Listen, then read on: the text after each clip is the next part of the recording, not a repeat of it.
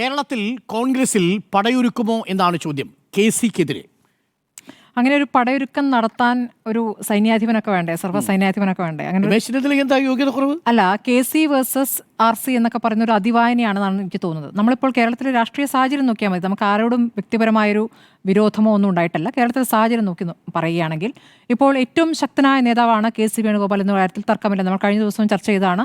KC Venugopal ശക്തനാണ് എന്ന് പറയുമ്പോൾ കോൺഗ്രസിൽ രണ്ടാമനായി നിൽക്കുന്നു, അവിടെ ഹൈക്കമാൻഡിൽ രണ്ടാമനായി നിൽക്കുന്നു, സംഘടനാ ചുമതലയുള്ള ജനറൽ സെക്രട്ടറി എന്ന് പറയുമ്പോൾ അതിലപ്പുറം ഈ സോണിയാഗാന്ധിയുമായും രാഹുൽ ഗാന്ധിയുമായും പ്രിയങ്ക ഗാന്ധിയുമായും ഏറ്റവും അടുത്ത ബന്ധമുള്ള, ഖാർഗെയുമായിട്ടൊക്കെ ഏറ്റവും അടുത്ത ബന്ധമുള്ള നേതാവ് രാഹുൽ ഗാന്ധി തീരുമാനങ്ങൾ എടുക്കുന്നത് KCയോട് കൂടി ആലോചിച്ചിട്ടാണ്. നമ്മൾ കണ്ടിട്ടുള്ളതാണ് പല പരിപാടികളും രാഹുൽ ഗാന്ധി നടക്കുമ്പോൾ വേണു എവിടെയെന്ന് ചോദിച്ചുകൊണ്ടിരിക്കും. അത് ഒരു വലങ്കൈയായി അദ്ദേഹത്തിൽ തന്നെ ഒരു പൂർണ്ണ വിശ്വാസം അർപ്പിച്ചുകൊണ്ട് നടക്കുന്നതാണ്. നമ്മൾ നേരത്തെ പറഞ്ഞ പോലെ അഹമ്മദ് പട്ടേലും ഗുലാം നബി ആസാദും ഒക്കെ ഉണ്ടായിട്ടുണ്ട്. അവരൊക്കെ തന്നെയും സോണിയാഗാന്ധിയുടെ അത്ര അടുത്ത ആളുകളായിരുന്നു. അവരെപ്പോഴാണ് പിന്നീട് മാറിപ്പോകുന്നത്? ഹൈക്കമാൻഡുമായി തെറ്റുമ്പോഴാണ്. അവർ ആ ബന്ധം വഷളാകുമ്പോഴാണ് അവർ പുറത്തേക്ക് പോകുന്നത്. പക്ഷേ അങ്ങനെ ഒരു ബന്ധം വഷളാവുന്ന സാഹചര്യം നിലവിലില്ല. നമ്മൾക്ക് ഇപ്പോഴത്തെ സാഹചര്യമല്ലേ പറയാൻ പറ്റൂ. ഇപ്പോൾ ഏറ്റവും അടുത്ത നേതാവ് അവിടെ KC വേണുഗോപാൽ തന്നെയാണ്. KC വേണുഗോപാലാണ് തീരുമാനങ്ങൾ എടുക്കുന്നത് എന്നുള്ളതാണ്. അപ്പോൾ അങ്ങനെ ശക്തനായ ഒരു നേതാവിൻ്റെ അടുത്തേക്ക് മറ്റുള്ളവർ ചായുക എന്നുള്ളത് കോൺഗ്രസിൻ്റെ ഒരു ശൈലിയാണ്. അതുകൊണ്ട് തന്നെ KCക്ക് ഇവിടെ ഒരു ഗ്രൂപ്പ് എന്ന രൂപത്തിൽ, അല്ലെങ്കിൽ KCയെ പിന്തുണയ്ക്കുന്നവർ, KCക്ക് പിന്നിൽ അണിനിരക്കുന്നവർ എന്ന രൂപത്തിൽ ഒരു സംഘം ഉണ്ടായിട്ടുണ്ട്. അതിൽ നമ്മൾ നേരത്തെ കണ്ട ഷാഫി പറമ്പിലൊക്കെ നേരത്തെയും KCയുമായിട്ടൊക്കെ നല്ല ബന്ധം തന്നെയാണ്. പക്ഷേ VD സതീശനുമായുള്ള ബന്ധം വഷളാകുന്നത് രാഹുൽ മാങ്കൂട്ടത്തിൽ വിഷയത്തിലാണ്. അതോടുകൂടി പൂർണ്ണമായും VDയിൽ നിന്ന് വിട്ട് KCയിലേക്ക് മാത്രം പോകുന്നു എന്ന അവസ്ഥയുണ്ടാവുകയാണ്. KCയുമായിട്ട് നല്ല ബന്ധം തന്നെയായിരുന്നു ഷാഫിക്ക് നേരത്തെ എന്നാണ് ഞാൻ മനസ്സിലാക്കുന്നത്. അതങ്ങനെ ഇപ്പോൾ നമ്മൾ എന്തുകൊണ്ടാണ് ഈ വിഷയത്തിലേക്ക് വരുന്നത്? ഇപ്പോൾ യൂത്ത് കോൺഗ്രസ് അധ്യക്ഷ സ്ഥാനവുമായി ബന്ധപ്പെട്ടാണല്ലോ നമ്മൾ ഈ ചർച്ച നടത്തി വരുന്നത്. അബിൻ വർക്കിയുമായി ബന്ധപ്പെട്ടത്, അബിൻ വർക്കിയോട് ഒരു അനീതി ചെയ്തിരിക്കുന്നു പാർട്ടി എന്നുള്ള കാര്യത്തിൽ ആർക്കും തർക്കമില്ല. ആ വികാരം പൊതുവായി തന്നെ AI ഗ്രൂപ്പുകൾക്കിടയിലുണ്ട്. ആ പൊതുവികാരം ഒരുപക്ഷെ ഹൈക്കമാൻഡിനെ അറിയിച്ചിട്ടുണ്ടാകാം.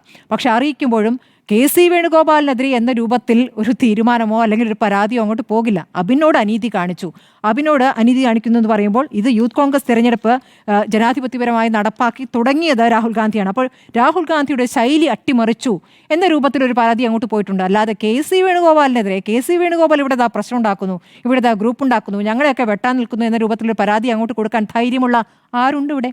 അങ്ങനെ ധൈര്യപ്പെടുന്ന ഒരു നേതാവുമുണ്ടെന്ന് ഞാൻ മനസ്സിലാക്കുന്നില്ല. രമേശ് ചെന്നിത്തല ഇപ്പോൾ ഈ സമവാക്യങ്ങൾ നോക്കിയാണ് ഈ നേതാക്കൾ നമ്മളിപ്പോൾ മുഖ്യമന്ത്രി സ്ഥാനത്തേക്ക് നേരത്തെ തൊട്ട് ഇങ്ങനെ പറഞ്ഞു കേട്ട, അല്ലെങ്കിൽ അവർ ആഗ്രഹിക്കുന്നു എന്ന് പറഞ്ഞു കേട്ട പേരുകൾ സ്വാഭാവികമായ പേര് വരുന്നത് VD സതീശൻ, പ്രതിപക്ഷ നേതാവായിരിക്കുന്ന VD സതീശൻ. അപ്പോൾ രമേശ് ചെന്നിത്തലയാണ് തനിക്ക് മുൻപ് തന്നോട് അനീതി കാട്ടിയതുകൊണ്ട് താനും അർഹനാണ് എന്ന രൂപത്തിലുള്ള പ്രതികരണങ്ങൾ നടത്തിയത്. പിന്നെ വരുന്നത് KC വേണുഗോപാലിൻ്റെ പ്രതികരണമാണ്. നമ്മൾ മുമ്പും പലവട്ടം ചർച്ചകൾ നടത്തിയിട്ടുണ്ട്. കേരളത്തിലെ സാഹചര്യം, അതായത് തെരഞ്ഞെടുപ്പാനന്തരം സാഹചര്യം മോശമാവുകയാണെങ്കിൽ KC ഇവിടേക്ക് ലാൻഡ് ചെയ്യും, KC അങ്ങ് മുഖ്യമന്ത്രി ആവുകയും ചെയ്യുന്നു. ആ സാധ്യതയൊന്നും തള്ളാൻ പറ്റില്ല. നമുക്ക് തെരഞ്ഞെടുപ്പ് ശേഷം ഒരു സാധ്യതയും തള്ളാൻ സാധിക്കില്ല. ഇപ്പോൾ ഈ പറയുന്നത് പോലെ നിയമസഭാ തെരഞ്ഞെടുപ്പിൽ ഇവിടെ മത്സരിച്ചുകൊണ്ട് KC വേണുഗോപാൽ മുഖ്യമന്ത്രി സ്ഥാനത്തേക്ക് വരുമെന്ന് ഞാൻ കരുതുന്നില്ല. അങ്ങനെ ആലപ്പുഴയിലേക്ക് ഇപ്പോൾ MP ആയിരിക്കുന്ന KC വേണുഗോപാൽ ഇവിടേക്ക് വന്ന് മത്സരിക്കുമെന്ന് ഞാൻ കരുതുന്നില്ല.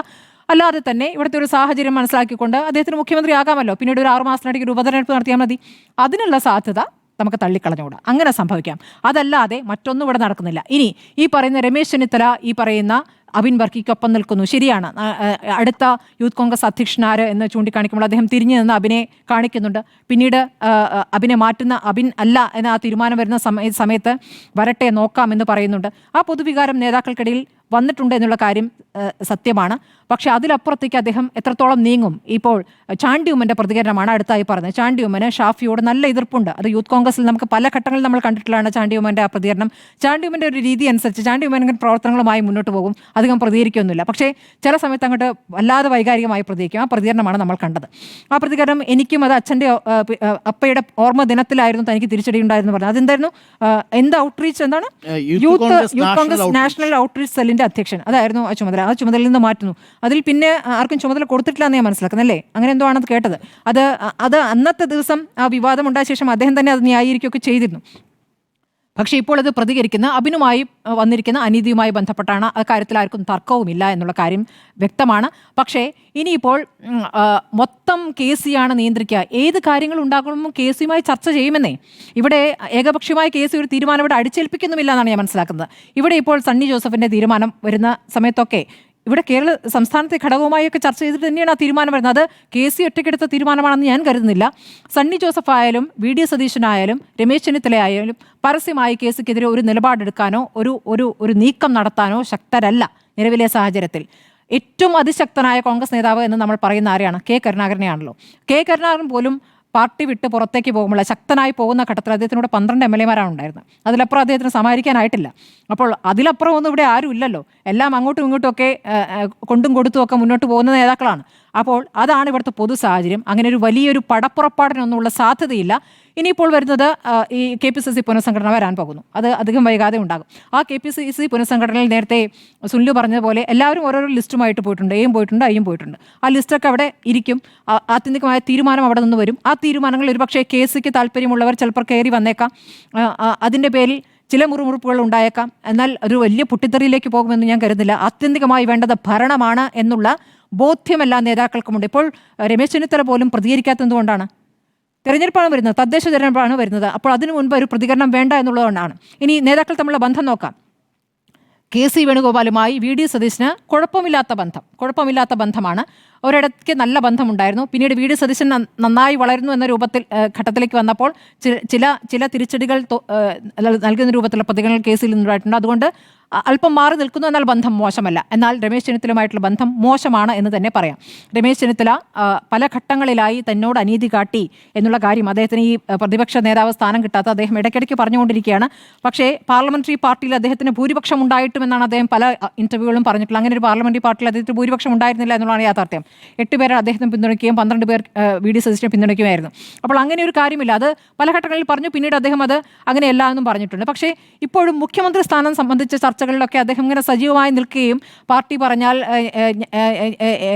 ഞാനായിട്ട് പറയുന്നില്ല എന്ന രൂപത്തിലൊക്കെ സ്വയം ഒന്ന് പ്രതിഷ്ഠിക്കാനുള്ള ശ്രമം അദ്ദേഹം നടത്തുകയാണ്. അത് അദ്ദേഹത്തിന് ദോഷം ചെയ്യുമെന്നാണ് ഞാൻ മനസ്സിലാക്കുന്നത്. മാത്രമല്ല ഇപ്പോൾ AI ഗ്രൂപ്പുകൾ എന്ന രൂപത്തിൽ അങ്ങനെ ഗ്രൂപ്പുകൾ സജീവമാണോ? അല്ല, അതൊക്കെ ചിതറിപ്പോയിട്ടുണ്ട്. പലപ്പോഴായി ചില പൊതുവിഷയങ്ങൾ വരുന്ന സമയത്ത് നേതാക്കൾ ഐക്യപ്പെടുന്നു, അല്ലാത്തപ്പോൾ വീണ്ടും ചിതറിപ്പോകുന്നു. ഈ രൂപത്തിലാണ് മുന്നോട്ട് പോയിട്ടുള്ളത്. ഏതായാലും KCയെ എതിർത്തുകൊണ്ട് KCക്കെതിരെ പടപ്പുറപ്പാട് നയിച്ചുകൊണ്ട് KCയെ വെട്ടിക്കൊണ്ട് എവിടെ മുന്നേറാമെന്ന് ഒരു നേതാക്കളും പ്രായോഗികമായി ചിന്തിക്കുന്നില്ല നിലവിലെ സാഹചര്യത്തിൽ. ഇനി അങ്ങനെ സംഭവിക്കണമെങ്കിൽ മറ്റെന്തെങ്കിലും, അതായത് ഹൈക്കമാൻഡ് രാഹുൽ ഗാന്ധിക്ക് KCയോട് എന്തെങ്കിലും അപ്രീതി ഉണ്ടാകണം. അങ്ങനെ സംഭവിക്കുമ്പോൾ അത് സാധിക്കും. അല്ലാതെ രാഹുൽ ഗാന്ധിയിലേക്ക് നേരിട്ട് കാര്യങ്ങൾ എത്തിക്കാനുള്ള ഒരു സംവിധാനവും ബാക്കിയുള്ളവർക്കില്ല എന്നാണ് ഞാൻ മനസ്സിലാക്കുന്നത്. KCയിലൂടെ തന്നെയാണ് അത് എത്തുക.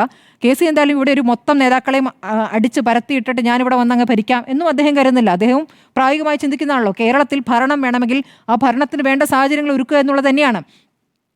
അതിന് എല്ലാവരെയും ഐക്യപ്പെടുത്തി മുന്നോട്ട് കൊണ്ടുപോകേണ്ടതുണ്ട്. ആ രൂപത്തിലുള്ള പ്രതികരണങ്ങളെ അദ്ദേഹത്തിൽ നിന്നും ഉണ്ടാകുകയുള്ളൂ ഞാൻ മനസ്സിലാക്കുന്നത്.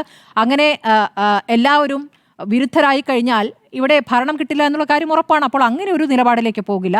ഒരുമിച്ച് നിൽക്കാനുള്ള സമീപനം തന്നെയാണ് ഉണ്ടാവുക. അതിൽ നേരത്തെ ഈ പറഞ്ഞ ശശി തരൂർ നടത്തിയ പോലെയൊക്കെയുള്ള പ്രതികരണങ്ങൾ നടത്തുന്ന രൂപത്തിലേക്കൊക്കെ നേതാക്കൾ പോയാൽ കളി മാറുമെന്നുള്ളതാണ്. ഏതായാലും ഒരു പടപ്പുറപ്പാടുമില്ല. മനസ്സിലൊക്കെ അതിങ്ങനെ എങ്ങനെ പറയുക, ഒരു യുദ്ധം നയിക്കുന്നതായിട്ടൊക്കെ മനസ്സിൽ സ്വപ്നം കാണാമെന്നല്ലാതെ അത് പ്രായോഗികമായി ചെയ്യാനുള്ളൊരു സാഹചര്യം നിലവിലില്ല.